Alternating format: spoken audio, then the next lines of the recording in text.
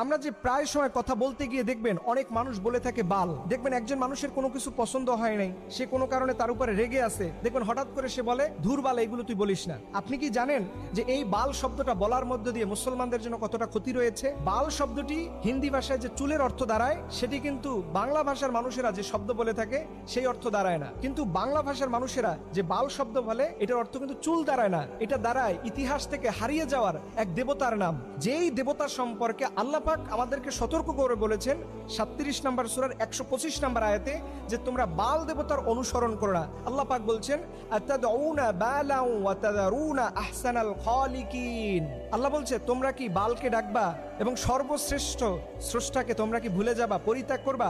এই বাল শব্দটা আল্লাহ পাক কোরআনের মধ্যে বলেছেন। এই বাল শব্দটা সেমিটিক শব্দ, যার অর্থ দাঁড়ায় দেবতা বা স্রষ্টা, বা আমরা যে আল্লাহ বলে সম্বোধন করি ঠিক একই রকম অর্থ দাঁড়ায়। এটা আসলো কোথা থেকে? আপনাদের মনে প্রশ্ন থাকতে পারে, হুজুর এটা আসলো কোথা থেকে? এটা আসছে মুসা আলাইহিস সালাম যখন আল্লাহর নির্দেশে 40 দিনের একটা ধ্যান করার জন্য তুর পাহাড়ে গেলেন, তখন ওনার যে অনুসারীরা ছিল তাদেরকে বলছে তোমরা যতটুকু আল্লাহর পক্ষ থেকে নিয়ম পেয়েছো এটাই মানবা। কিন্তু তার মধ্যে একজন ছিল সামিরি নামের। এই সামিরি কি করলো, হঠাৎ কিছুদিন যাওয়ার পরে সে একটা গরুর মূর্তি করলো এবং এই গরুর পূজা শুরু করলো। দেখবেন